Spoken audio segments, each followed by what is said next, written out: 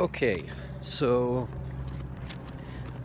the I can't come up with a good name for it right now. We'll call it the Bubble City universe, but actually no, we'll call it Ruined America for now.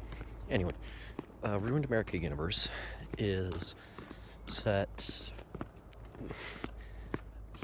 very far time into the future. Nobody really knows what time it is, but centuries in the past from the current year in ruined Earth, and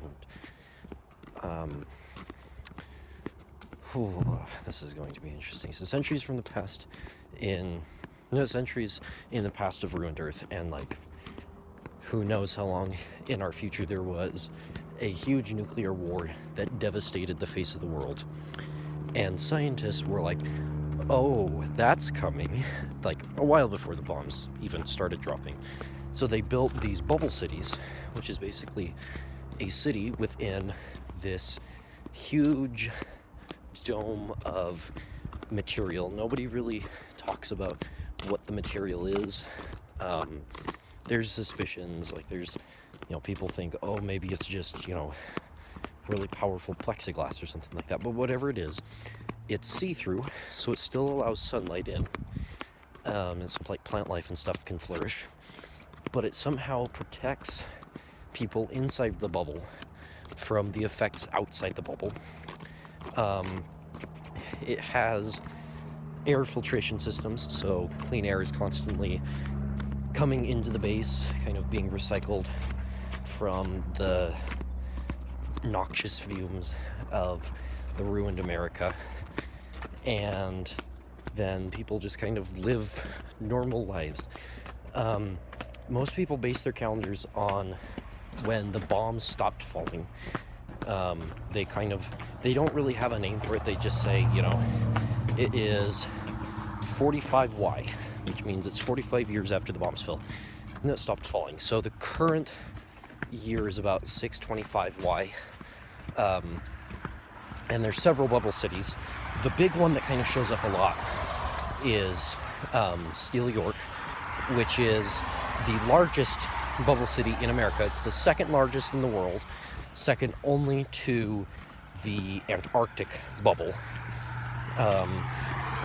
And it houses about 80 million people, which doesn't sound like a lot, but they're spread out over about,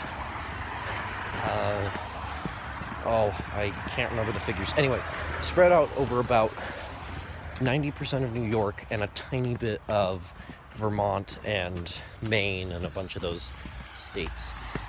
So this thing's massive. Like there's several farms that have enough land for people to feed on.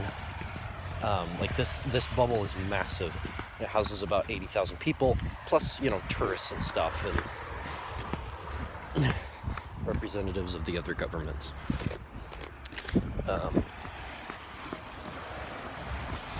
Let's see.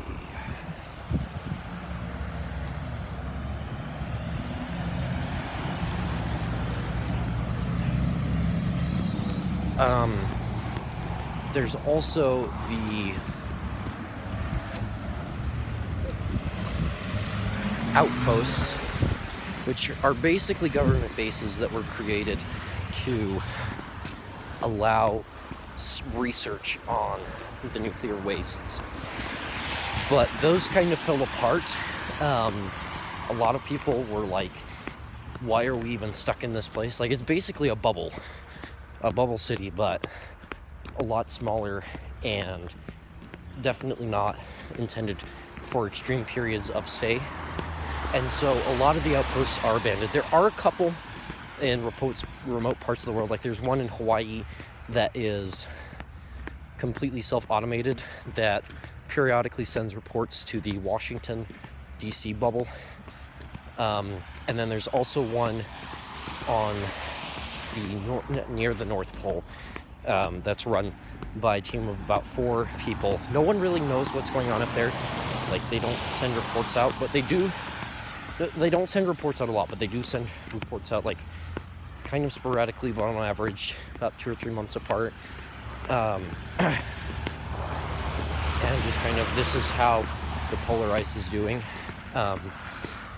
And most of the other outposts are abandoned, and people just kind of say, okay, we're going to go raid this one place and have fun doing that.